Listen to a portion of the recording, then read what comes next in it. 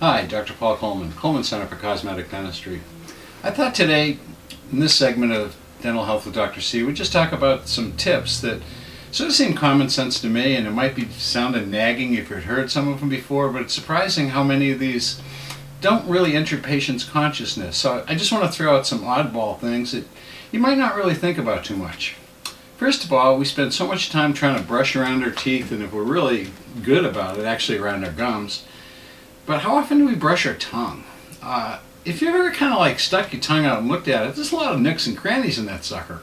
And why would you try to get rid of the 20% of the plaque and bacteria on your teeth and gums and kind of ignore the rest of the mouth?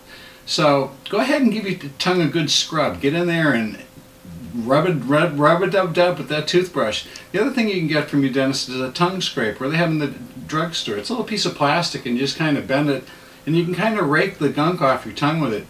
You'd be amazed how much stuff comes off on that. So while you're in there, hit your teeth, hit your tongue, cheeks, around your lips. You're just trying to get bacteria out of it. That's the bottom line.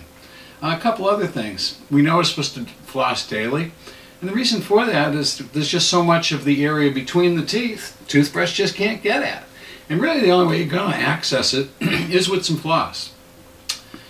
While you're at it, think about what you're doing to your toothbrush. Okay, you're adding bacteria every day, and by and large you just kind of rinse it real quick and throw it in the drawer. But the bottom line is you're leaving a lot of bacteria on the brush itself. So at the very least, you got to think about tossing these things once a month. I mean, ideally, if you're really fanatic, you could actually get some hydrogen peroxide and kind of swish it around in that before you put it down. But be aware that these things really aren't designed to last year after year after year and then give them to your kids at some point in time. Regular recall. Your dentist has probably figured out some interval that he can kind of try to keep you healthy if you see the hygienist in some regular time frame. Now, a lot of it's genetic. Some people, they can go 6 months between a cleaning. There's some people 5 weeks and they're reinfected.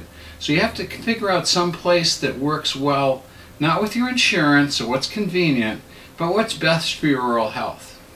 A couple other really quick ones since the summer's here and it's getting hotter and hotter here in Poway by the minute.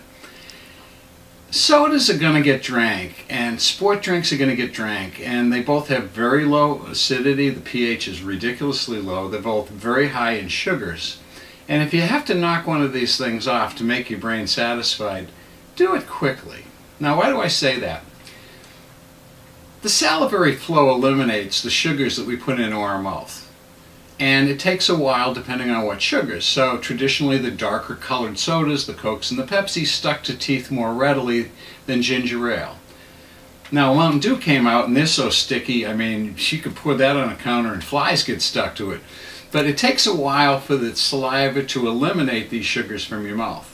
So I have a lot of patients come in and say, well, I only have one Diet Coke a day.